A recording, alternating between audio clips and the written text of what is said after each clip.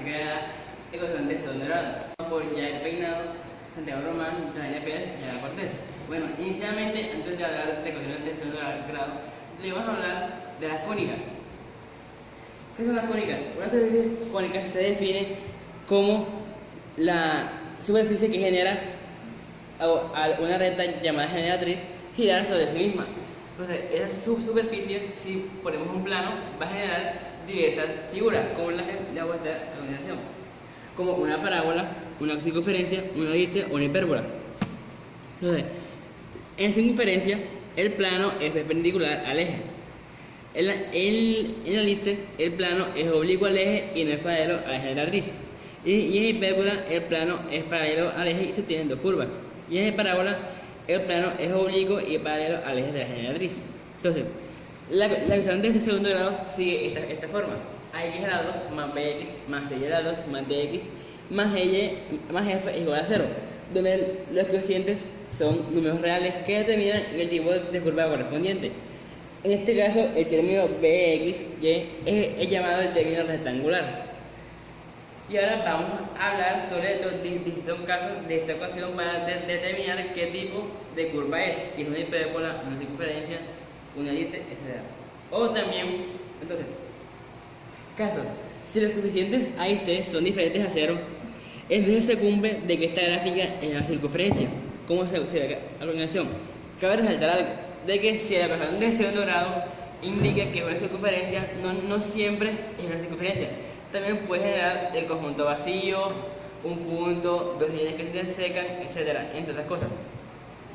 Siendo caso, también puede ser de que uno de los dos coeficientes sea igual a 0, que sea al cuadrado.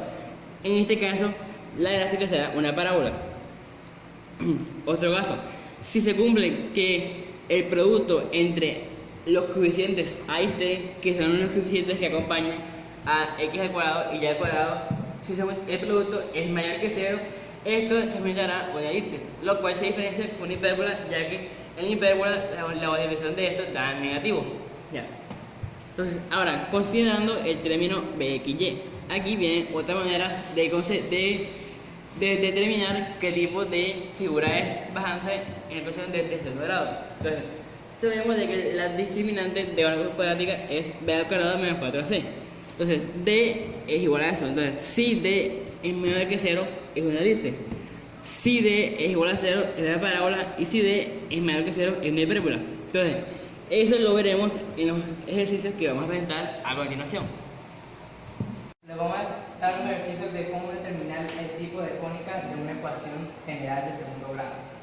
Primero tenemos que sacar, ya que vemos que esta ecuación es la ecuación general de la cónica, que la forma es ax al cuadrado menos bxy menos xy más y al cuadrado más dx más y más f es igual a 0. Tenemos que sacar los valores de a, b y c. ¿Por qué? Para poder usar la fórmula de determinante de b al cuadrado es igual a 4ac. D igual a b al cuadrado menos 4ac, dependiendo de lo que nos dé d, que es el tipo de cónica que que vamos a usar. Así que a, en este caso es 16, bxy, que sería 0, c sería al cuadrado, que es un menos 9.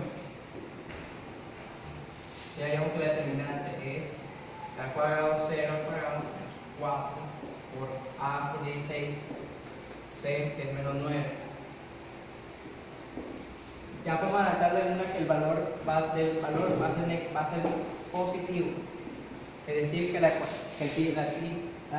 el tipo de cónica que va a salir de esto va a ser una hipérbola. Ahora lo vamos a presentar otro ejemplo. Sabemos que A aquí es 8, B aquí es 4 y C es 5. Ahora sacamos la determinante. Al cuadrado 16 menos 4 a por 5 a 4a por 6 es 4, 5 por 8. que dice 8 por 5, 40, 4 menos 160. Te da menos 146. El valor negativo, es decir, la determinante sacamos que la cónica es una elipse.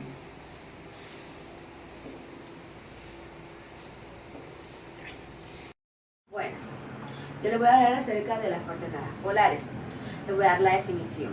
Las coordenadas polares son un sistema de coordenadas bidimensionales donde cada punto del plano se determina por una distancia y un ángulo. De manera más precisa, con un sistema de referencia se toma primero un punto cero, donde el plano se le llama origen, siendo este se le puede llamar origen o polo. Segundo, una recta dirigida que pasa por la llamada el eje polar, donde siendo este. Con este sistema de referencia y una unidad de medida métrica se utiliza para poder asignar distancias entre cada punto del plano. En todo punto del plano P corresponde a un par ordenado R, que vendría siendo esto, y θ, que vendría siendo este ángulo, donde R es la distancia de P al origen y θ es el ángulo formado entre el eje polar y la recta dirigida que va de O a P. El valor de θ crece en sentido antihorario y decrece en sentido horario. En pocas palabras, las coordenadas polares consisten en la representación gráfica de dos puntos, vendría siendo R y θ, donde R es la distancia del polo a punto y θ es el conjunto, es el ángulo con respecto al eje polar. Aquí les tengo un ejemplo de que viene siendo R 2,5, que vendría siendo esta línea que ven aquí, y θ que vendría siendo el ángulo de 155. Compañera Yolaina acerca de que es una coordenada polar. Ahora yo les voy a hablar cómo convertir de una cartesiana a una polar.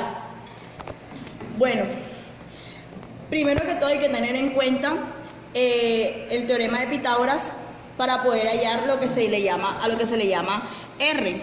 R, como dice las coordenadas polares, es el lado del punto a la dirección que señala el ángulo. Entonces, para hallar R se necesita tener en cuenta el teorema de Pitágoras, que es que R a la 2 es igual a X a la 2 más Y a la 2. Entonces, como normalmente en las cartesianas dan el punto X y dan el punto Y, para hallar esto lo único que tienes es que primero que despejar el exponente, lo haces poniéndole una raíz, entonces así queda la R sola y lo único que hay que hacer es despejar X, despejar Y y resolverlo. Ahora, para hallar el ángulo se necesita saber cómo hallar lo de la hipotenusa. Esto se hace con las razones trigonométricas. Entonces, tangente del ángulo es igual a cateto opuesto sobre cateto adyacente. Entonces sería igual a tangente del ángulo es igual a Y sobre X. Pero como solo necesitamos hallar el ángulo, entonces pasamos tangente al otro lado y quedaría como arcotangente. Entonces sería arcotangente de Y sobre X. Esto son como especie de una tabla que hay que tener muy en cuenta para cuando se vaya a dar el resultado del ángulo. ¿Por qué? Porque es importante saber en qué segmento del plano está. Y depende como el resultado, la X y la Y te la den, entonces tú debes aprender de esta tabla para poder dar el resultado correctamente, ya sea sumándole el 180 o restándoselo o restándole el 360. Bueno, para continuar la explicación ahora les voy a dar un ejemplo de las conversiones. Aquí nos dan 1 y raíz de 3. Entonces, como ya previamente sabemos que R es igual a X a la la raíz. Entonces lo único que tenemos que hacer es reemplazar. Entonces sería así. X sería 1 a la 2 más raíz de 3 a la 2. Bueno, raíz con exponente se cancelan y esto sería igual a raíz de 1, porque 1 a la 2 es 1, más 3. Esto sería igual a raíz de 4, que sería igual a 2. Entonces, R es igual a 2. Y por otro lado, para hallar el ángulo, tenemos que arcotangente es de Y sobre X es igual al ángulo. Entonces, el ángulo va a ser igual a arcotangente de raíz de 3 sobre 1. Entonces, ahora, como necesitamos tener en cuenta la tabla que les había mostrado anteriormente, entonces vemos que ambos son positivos.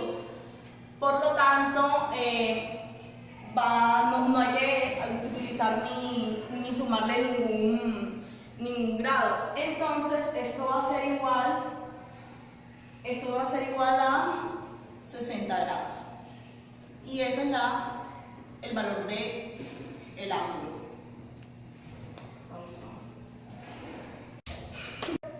Concluyendo todo, el ángulo es igual a 60 y R va a ser igual a 2.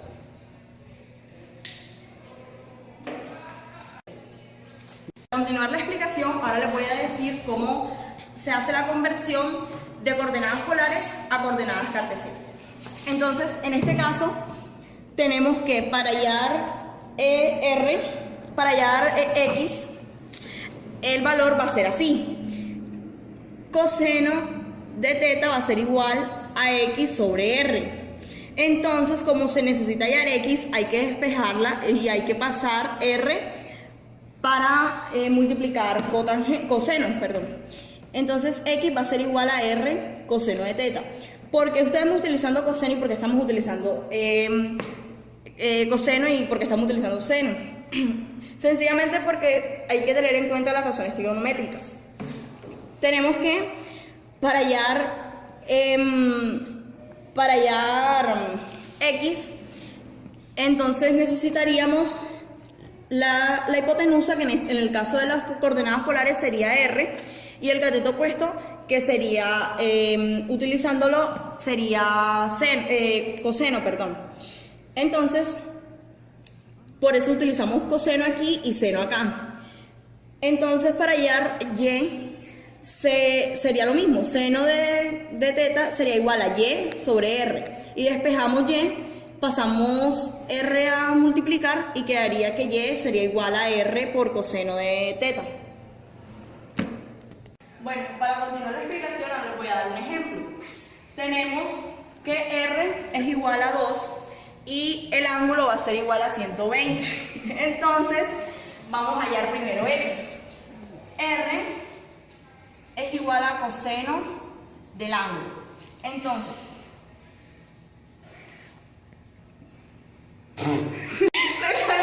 pero espérate, no me fui. Bueno, para continuar la explicación les voy a dar un ejemplo sobre cómo pasar de polares a cartesianas. Entonces tenemos que R es igual a 2 y el ángulo es igual a 120. Ahora vamos a reemplazar en nuestra fórmula ya previamente explicada que X va a ser igual a R, o sea 2, coseno de 120. Entonces X va a ser igual a, luego de hacer el ejercicio en una calculadora, nos va a dar menos 1. Entonces ahora vamos a hallar el valor de Y, que Y va a ser igual a R seno del ángulo. Entonces Y va a ser igual a 2 seno de 120. Y va a ser igual entonces a 2 por seno, seno de 120 es raíz de 3 sobre 2, se cancelan los dos y entonces Y va a ser igual a raíz de 3.